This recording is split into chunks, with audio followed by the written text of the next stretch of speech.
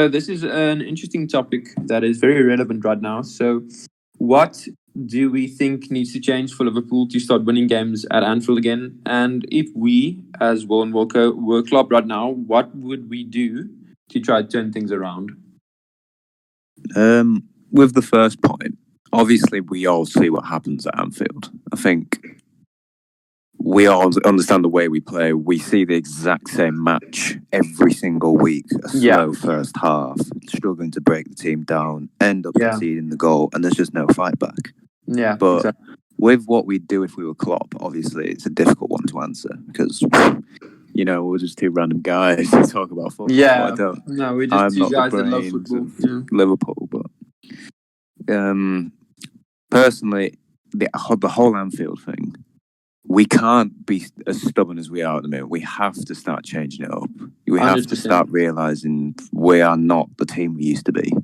No. Well, we don't have the players as well. So, not right now. We don't have them available right now. So, I always say adapt and overcome. So, do something else. Try something else. Stop doing the exact same thing every single week, especially if it comes to Anfield.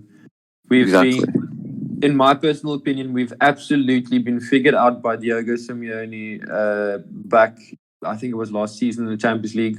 When we went to the Metropolitano, they played a very, very interesting game against us. They sat very deep. They got the goal and they came to Anfield. And they basically did the same thing. And Adrian obviously cost us that game. But we were figured out. Exposed to the world. Exactly. And since then, we simply haven't had the chance to play the Liverpool way at Anfield. At the back end of last season, there were some games where it was quite promising still. But playing the Liverpool way at Anfield also relies a lot on the fans. And having the passion of the fans help them forward, especially if it comes to the high press and all of that. So in my personal opinion, what needs to be changed? First of all, the mentality. We have zero drive in the team right now. There's no leadership. There's no one that seems to be too keen to change anything except for Salah. Maybe Trent. Definitely. The Robertson's always consistent. The rest, they just don't look as if they care at all. Something I said in the previous video as well. We need a natural leader on the pitch. So in all honesty, people don't like seeing the name James Milner on a team sheet. But maybe if we play at Anfield, play James Milner because he's a leader. Exactly. I'm pretty sure I commented on that on Twitter a few weeks ago when we were starting James Milner. Yeah, and against it was Tottenham like, and West Ham. Away. Yeah, exactly. And I said, you might not like it, but when he starts, we win games. Like, we play much better. Exactly. Because we have a leader on the pitch. Exactly. And we're lacking leadership right now, so I definitely tried doing that. If it comes to the formation, I personally have no clue what club is able of changing up to still play a pressing, the press. We press, that's the way we play. So I don't know which formation would still fit that. But in my personal opinion, I'd absolutely love to see a 4-2-3-1 with Jota up front and Firmino maybe playing in this middle of that three, but dropping into midfield a bit more. I'd love to see that, especially at Anfield. If we go there, that's a different type of setup. It just leaves that bit more space for the fullbacks to get around the midfield.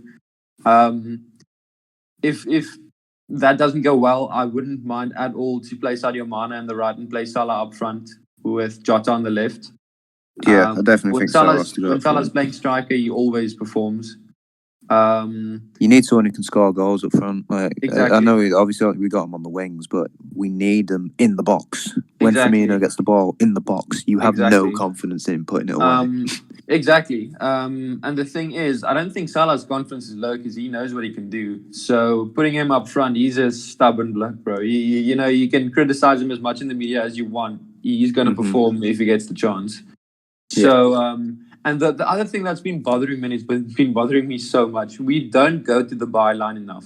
If it comes to our fullbacks, we're crossing towards the defenders every single time from, I'd say, the corner of the box. So we're not it's always going to the byline and crossing back into our forwards. We're crossing it in front of our forwards, and then it's basically just into the defenders all the time because we're not getting behind them because they're playing a very deep line. Mm-hmm. So I'd love to see that. I definitely want. I know what you mean. Yeah, I haven't seen it in ages, and we used to do it so much, and I loved seeing it. And that's basically it, man. I'd love to see.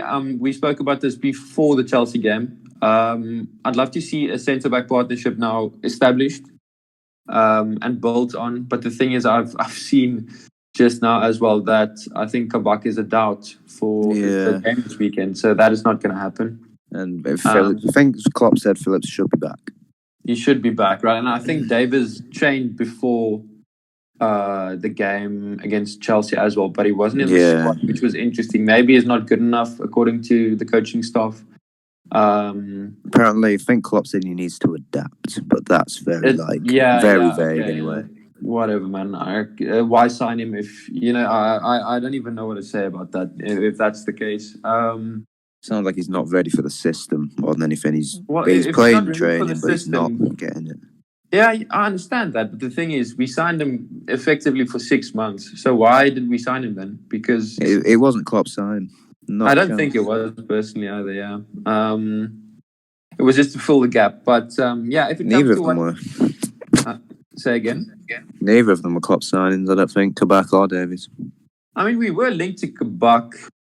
But we only got him because we were offered him. But we were offered him by them, and I think was it Mustafi that went over to the other side, something. Yeah, that's the only reason he even came to us. Yeah, no, the only thing is we have them now, so we need to work with that. And even if it is Davies and Kabak, just play them. Davies and Phillips, just play them there and play Fabinho in the midfield and get things going. 100%. I think. This season, I've already mentally written it off because it's not going to be a good one. No. But I think next season, as soon as all the players start coming back, we will see a different Liverpool. The fans will start coming back in end of April, beginning of May. So Anfield will have will be a different environment to play in as well. So things will start looking up for us. Yeah, I just want to touch on that, definitely, because everyone's really doom and gloom at the minute, like, oh no, Jurgen's going to go and everything. It's definitely nothing like that. Like, no, I don't think it is. It's people are overreacting and they're very reactionary about what's happening. Exactly. There's a lot more to come from this Liverpool team. Exactly, without sitting back and realizing what the actual situation is that we're in. These injuries, I mean, I've said it before, I'm fine with us losing every now and then, but I still feel that the current players that are available can get results in certain games, and that's what I want. I can understand us losing to Manchester City. I can understand us losing to Chelsea, but we need to start winning the smaller games again, and that's what we need to focus on. And that's where 4-2-3-1 will be a lot better for us, because a 4-2-3-1 against the bigger side is going to be a bit harder to play than a 4-3-3 that we're used to. So, but I mean, that's effectively it from my side. I don't think we can change too much because we don't have the personnel if it comes to the players to do so. I just wanted to say that I just don't feel like the football we play at the minute is anywhere near as fluid and free-flowing as it used to be or should be. No, not at all. But it just feels like system. You have to pass to him. You've got no choice but to pass to him. Yeah. And everyone on that team knows it's going out wide. Exactly. It feels like that. They're obliged to pass to the certain player they're passing to. You know what I mean? Exactly. It's so drilled into creativity. Yeah, exactly. It feels like that. It feels like a training session where you're just passing it through two cones all the time. You know what I mean? It's just the same thing and it's over and over. And the players must get fed up. They must get really demotivated, and you can see it.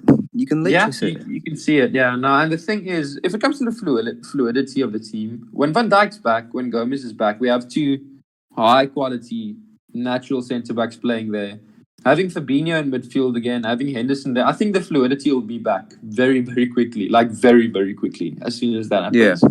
So I'm not worried that it's gone permanently, but I still feel we can find a way to just make it a bit more fluent in Oh, midfield. And the thing is, I think Keita is the player that will provide that. I just hope he's 100%. not. Oh, he yeah. didn't pick up a knock in the warm up against Chelsea.